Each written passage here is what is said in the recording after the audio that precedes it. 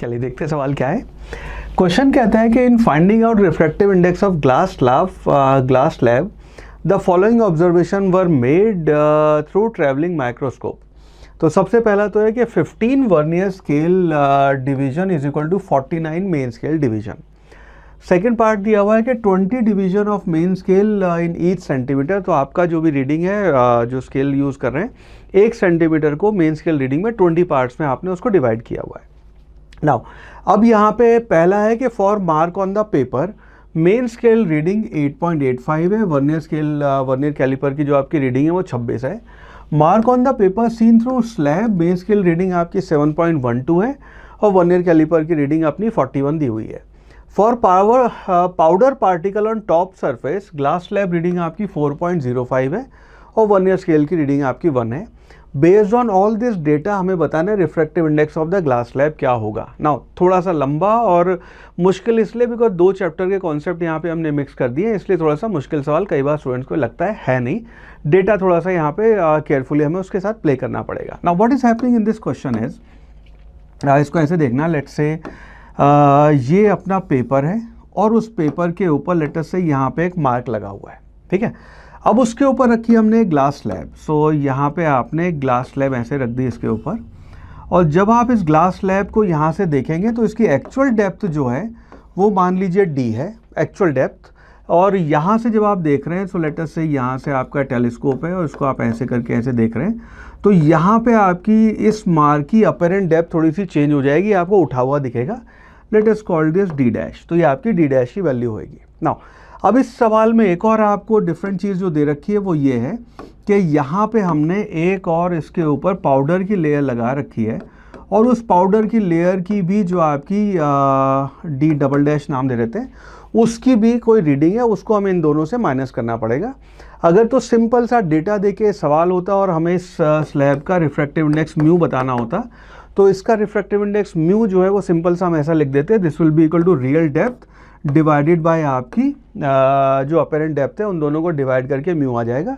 लेकिन अब क्योंकि ये डी डैश भी है तो इसको जो भी रीडिंग आ रही होगी उसको डी डबल डैश यहाँ माइनस करेंगे, इसमें भी डी डबल डैश माइनस करेंगे और ये आपकी इसकी वैल्यू आएगी म्यू की। So this is what we need to do in this particular question based on the data दिया हुआ है, ठीक है। अब सबसे पहले तो यहाँ समझते हैं कि आपका जो main scale vernier scale reading और वर्नियर कैलिपर जो है आपका वर्नियर कैलिपर है उसके बारे में जो डेटा है उसे समझते हैं। तो सबसे पहले दिया हुआ है कि 50 vernier scale division is equal to 49 MSD। तो अपने को दिया हुआ है कि 50 vernier scale division is equal to 49 main scale division. इसका मतलब है एक वर्नियर स्केल डिवीजन जो है vernier scale division is equal to 49 divide by 50 main scale division, ये हो गया। नाउ अब इस वर्नियर कैलिपर का हम लीस्ट काउंट अगर कैलकुलेट करें तो लीस्ट काउंट जो है वो लीस्ट काउंट वो हो जाएगा आपका that will be equal to उसकी जो वैल्यू है वो आ जाएगी आपकी 1 मेन स्केल डिवीजन माइनस आपका वर्नियर स्केल डिवीजन। नाउ इसमें अगर मैं वैल्यू रख दूँ MSD कॉमन ले लूँ तो इसकी वैल्यू हो जाएगी 1 माइनस आपका 49 by 50 and that will be equal to multiplied by हो जाएगा आपका main scale division. So this will be equal to 1 by 50 main scale division, ये आपकी वैल्यू हो गई। नाउ इसी जगह को यहाँ पे यूज़ कर लेते हैं। अब यहाँ पे लीस्ट काउंट तो आया 1 by 50 main scale division. Now अब अपने को दिया हुआ है कि 20 डिवीजन आपके 1 सेंटीमीटर में अपने को वहाँ पे दिए हुए हैं, तो आपका एक मेन स्केल डिवीजन जो है वो हो गया आपका 1 बाय 20 सेंटीमीटर। उसकी वैल्यू अगर मैं यहाँ पे रख दूंगा तो दैट मीन्स आपका जो लीस्ट काउंट है वो हो गया 1 बाय आपका main scale division is 1 by 20 centimetre. सारा डेटा हम सेंटीमीटर में ही रखेंगे बिकॉज ये सारा बाकी डेटा सेंटीमीटर में ही है। So this will be equal to 1 by 50 multiplied by 1 by 20 centimetre और इसकी जो वैल्यू है वो आ जाएगी, एक तो इससे मल्टीप्लाई करेंगे तो 25 इंटू 2 10 बन जाएगा, तो ये हो जाएगा 0.001 सेंटीमीटर, ठीक है। तो ये आपका लीस्ट काउंट ये आ गया। अब ये कहानी खत्म हो गई अपनी वर्नियर स्केल की, तो अपने को लीस्ट काउंट वहाँ पे पता चल गया। नाउ अब इसको डेटा को देखना, तो पहला है मार्क ऑन द पेपर, जो आपका जो एक्चुअल रीडिंग है इसकी जो यहाँ से यहाँ डी आ रहा है तो उसकी वैल्यू हो जाएगी, पहले वाले को मैं डी मार्क कर देता हूँ, D that will be equal to उसकी जो, अच्छा यहाँ पे जो d आएगा ये d प्लस d डैश है जो रीडिंग आ रही है, तो एक काम करते हैं इसको ऐसे लिख देते हैं, d plus d double dash will be equal to, इन दोनों की वैल्यू मिला के अब देख रहे हैं, वो उसकी रीडिंग है 8.85 सेंटीमीटर प्लस वर्नियर स्केल की रीडिंग हो गई आपकी 26 मल्टीप्लाइड बाय ये हो जाएगा आपका 0.001, ठीक है, 0.001। ना इसको ऐड करेंगे तो ये जो वैल्यू है इसकी वैल्यू आ जाएगी आपकी 8.4 और ये आपका 0 लगा के इसमें ऐड हो जाएगा, तो ये हो जाएगा आपका 76 सेंटीमीटर। ये हो गया आपकी यहाँ से यहाँ तक की डेप्थ, ठीक है, ये आपकी इस डेप्थ की वैल्यू आ गई। नाउ अब अगर यही डेटा हम देखेंगे सेकंड वाले के लिए, जहाँ पे अपने दिखा हुआ है मार्क थ्रू द स्लैब जो आपकी रीडिंग आ रही है, तो ये हो जाएगा आपका d dash plus d double dash, इसकी जो रीडिंग है that will be equal to, ये आ जाएगा आपका 7.12 प्लस उसकी रीडिंग है 41 मल्टीप्लाइड बाय 0.01 सेंटीमीटर में, और this will be equal to, ये ऐड हो जाएगा आपका 7.161 सेंटीमीटर।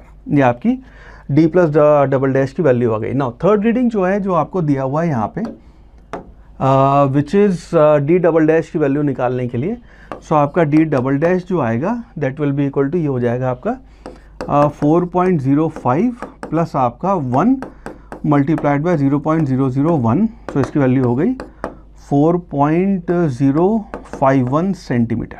नाउ अब यहाँ पे आपका जो अपेरेंट डेप्थ है, ठीक है, सो लेट अस से यहाँ पे आपकी रियल डेप्थ है, लेट से इसको यूज़ करते हैं डेटा को, तो इसको मैं ऐसे लिख देता हूँ d real that will be equal to, इस डेटा में से अब हम इसको माइनस कर देंगे, तो that will be equal to 8.476 minus 4.051, और जब इसको हम वो करेंगे तो वैल्यू आ जाएगी आपकी, ये बचेगा आपका 5, इसमें से ये हुआ 2, ये हुआ 4 और ये होगा आपका 4, तो 4.425 सेंटीमीटर ये आपकी डी रियल आ गया। और डी अपेरेंट जो है आपका that will be equal to, इसमें से वाली वैल्यू माइनस कर देंगे तो ये आ जाएगा 7.161 माइनस आपका 4.051, और इसको जब माइनस करेंगे तो ये आखिरी टर्म बन जाएगी आपकी 0, और ये माइनस करेंगे तो 1, और इसमें से माइनस करेंगे तो 1, और ये 3.110 सेंटीमीटर ये हो गया। नाउ